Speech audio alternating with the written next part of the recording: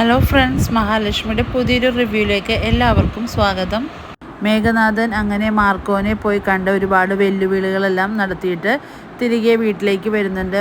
വാമനോടായിട്ട് ഒരുപാട് കാര്യങ്ങൾ സംസാരിക്കുന്നുണ്ട്. മേഘൻ എന്തായാലും 2-3 വർഷത്തേക്ക് അകത്ത് കിടക്കാനുള്ള വകുപ്പാണ് അവന് ഞാൻ കെണിവെച്ചിരിക്കുന്നത്. കാരണം പെണ്ണ് കേസല്ലേ, പെണ്ണ് കേസിൽപ്പെട്ട ഉടനെ ഒന്നും ജാമ്യം കിട്ടില്ല എന്നും, എന്തായാലും അവൻ അകത്ത് കിടക്കട്ടെ, നിങ്ങൾക്കിട്ടൊക്കെ പണിതല്ലേ അവന് നല്ലൊരു മുട്ടം പണി തന്നെ ഞാൻ തിരിച്ചു കൊടുത്തതെന്ന് വാമനോട് പറയുന്നുണ്ട്. അപ്പോൾ വാമൻ ചോദിക്കുന്നുണ്ട്, ഇനി കോടതിയിൽ പോയി കഴിഞ്ഞാൽ ആ പെൺകുട്ടി മൊഴി മാറ്റി പറയില്ലേ? അതൊരിക്കലും ഇല്ല അച്ഛാ, അത് എൻ്റെ ആളാണ്, ഞാൻ പറഞ്ഞേൽപ്പിച്ചിരിക്കുന്ന ആളാണ്, അതുകൊണ്ട് ഒരിക്കലും മൊഴി മാറ്റി പറയില്ല എന്ന് വാമനോട് പറയുന്നുണ്ട് മേഘൻ. അതേസമയം തന്നെ മഹാലക്ഷ്മിയും കണ്ണനും കൂടെ പ്രതാപിനെ കാണാനായിട്ട് വീട്ടിലേക്ക് എത്തുന്നുണ്ട്. അപ്പോൾ ഇവരെ കാണുന്ന മോഹിനിക്ക് വളരെയേറെ സന്തോഷമാവുകയാണ്. കണ്ണൻ വരുന്നത് പ്രതാപനോടുള്ള സഹതാപം കൊണ്ടൊന്നുമല്ല. കണ്ണൻ ഈ വീൽ ചെയറിൽ ഇരിക്കുന്നത് പോലെ തന്നെ പ്രതാപൻ ഇരിക്കുന്നത് കാണാനും, അതുപോലെ തനിക്കിട്ട് വെച്ച പണി അയാൾക്കിട്ട് തന്നെ കിട്ടിയതൊക്കെ ഒന്ന് അറിയിക്കാൻ വേണ്ടി തന്നെയാണ് കണ്ണനും മഹാലക്ഷ്മിയും അവിടേക്ക് വരുന്നത്. കണ്ണനും മഹാലക്ഷ്മിയും പുറത്ത് വന്ന് നിൽക്കുന്നത് അറിയാതെയാണ് പൂമുഖത്തേക്ക് വീൽ ചെയറിൽ പ്രതാപൻ എത്തുന്നത്. ഇവരെ കാണുന്നതോടെ പ്രതാപൻ ഒന്ന് ആകെ ഞെട്ടി നിൽക്കുകയാണ്.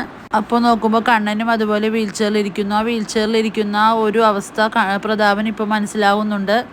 കണ്ണൻ്റെ മുന്നിൽ ഈ ഒരു അവസ്ഥ ഒരിക്കലും പ്രതാപൻ വിചാരിച്ചിരുന്നതല്ല.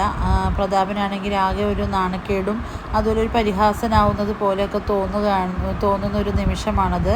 കണ്ണൻ്റെ ആ നോട്ടത്തിലൂടെ പ്രതാപനാകെ വല്ലാണ്ടാവുന്നു. ഇവരുടെ ഈ വരവ് കണ്ടിട്ട് മുത്തശ്ശിക്ക് ഒട്ടും സഹിക്കുന്നില്ല.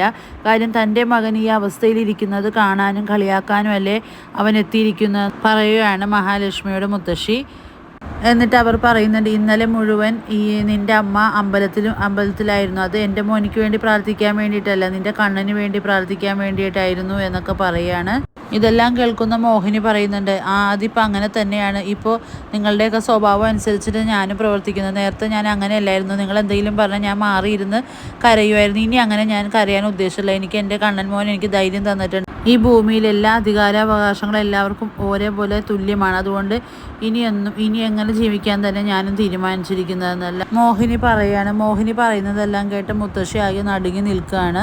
ഇപ്പോൾ അമ്മ പറഞ്ഞില്ലേ, എൻ്റെ മോളും മരുമോനും ഈ കാഴ്ച കാണാനാണ് വന്നിരിക്കുന്നതെന്ന മറ്റൊരു കാര്യം കൂടി അവർക്ക് പറയാനുണ്ടെന്ന് പറയുകയാണ്. ഇത് കേൾക്കുമ്പോൾ പ്രതാപനും മുത്തശ്ശിയും ഒന്നും കൂടി ഞെട്ടുന്നുണ്ട്. എന്തായാലും ആ പറയാൻ പോകുന്ന കാര്യം ചിലപ്പോൾ കണ്ണൻ്റെ അച്ഛനെ കൊന്നത് ഈ പ്രതാപൻ തന്നെയാണെന്നുള്ള ആ ഒരു വലിയ രഹസ്യം തന്നെയായിരിക്കും അവിടെ വെളിപ്പെടുത്താൻ പോകുന്നത്. നമുക്കെന്തായാലും ആ എപ്പിസോഡുകളെല്ലാം കാത്തിരുന്ന് കാണാം. വീഡിയോ ഇഷ്ടമാവുകയാണെങ്കിൽ ലൈക്ക് ചെയ്യുക, സബ്സ്ക്രൈബ് ചെയ്യുക. മറ്റൊരു വീഡിയോ ആയിട്ട് വരുന്നവരെ എല്ലാവർക്കും ബൈ.